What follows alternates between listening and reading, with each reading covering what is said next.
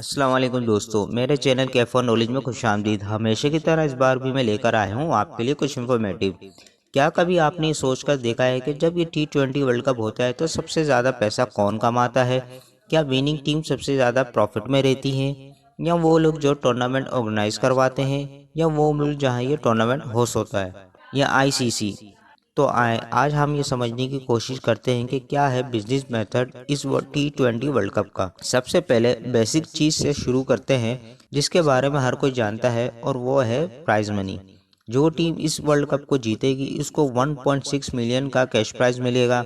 जो finalist loser होगी उसको $8,000 का कैश प्राइज मिलेगा, और जो दो सेमीफाइनलिस्ट होंगे हारने वाले उनको $4 लाख का कैश प्राइज मिलेगा। इसके अलावा जो भी टीम सुपर 12 के किसी भी स्टेज में जो भी मैच जीतेगी उसको $40,000 का इनाम मिलेगा। टोटल 5.6 मिलियन का कैश प्राइज मनी है जो इस टूर्नामेंट में दिया जाएगा। कौन इस टूर्नामेंट का खर्चा उठाएगा? आईसीसी, दुनिया भर में गवर्निंग बॉडी है क्रिकेट को लेकर। इसके अलावा आईसीसी के कई और अखराजात भी होंगे, जैसे एम्पायर की सैलरी होती है, कमेंटेटर की सैलरी होती है, जो आईसीसी को ही पे करनी होती है। ये पूरा टूर्नामेंट आईसीसी ही ऑर्गेनाइज करवा रहा है। आईसीसी ने एक इलाइट पैनल बनाया है एम्पायर का, और जो कमेंटेटर है उनको 3 कैटेगरीज में डिवाइड किया है। फॉर एग्जांपल, एक एम्पायर की सैलरी सालाना हो सकती है $35,000 से $45,000 तक। इसके अलावा हर मैच की एम्पायर को अलग से सैलरी भी मिलती है। लेकिन इन सब खर्चों के लिए आईसीसी को पैसा कहाँ से मिलता है? क्या सोर्सेज ऑफ रेवेन्यू है? जब यह मैच करवाया जाता है सबसे बड़ा जरिया रेवेन्यू का ब्रॉडकास्टिंग है, जो टीवी चैनल और स्ट्रीमिंग सर्विस को देते हैं कि वो अपने चैनल पर इस मैच की स्ट्रीमिंग कर सकते हैं। इसके बदले टीवी चैनल और स्ट्रीमिंग सर्विस आईसीसी को पैसा देते हैं।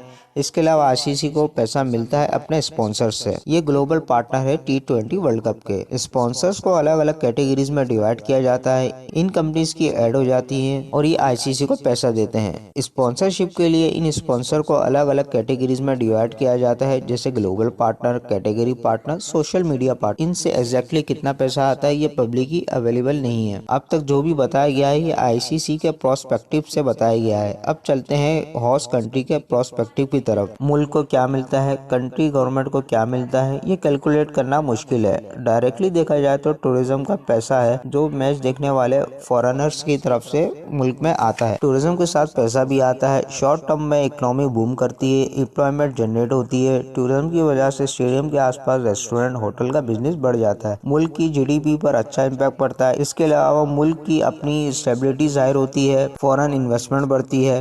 वर्ल्ड कप के दौरान इंफ्रास्ट्रक्चर बेहतर करना पड़ता है, अच्छी सड़कें बनानी पड़ती हैं, साफ सफाई का ख्याल रखना पड़ता है। T20 वर्ल्ड कप के दौरान कंट्री को टैक्स एग्जेम्पशन देना पड़ता है। ये ना सिर्फ आईसीसी में बल्कि फीफा के दौरान भी कंट्री को टैक्स फ्री जोन करार देना पड़ता है। लेकिन टूरिज्म की वजह से जो रेवेन्यू आता है वो टैक्स से ज़्यादा ही हो जाता है। उम्मीद करता हूँ आपको आज की ये वीडियो अच्छी लगी होगी। तो जाने से पहले मेरे चैनल को सब्सक्राइब करना मत भूलिएगा।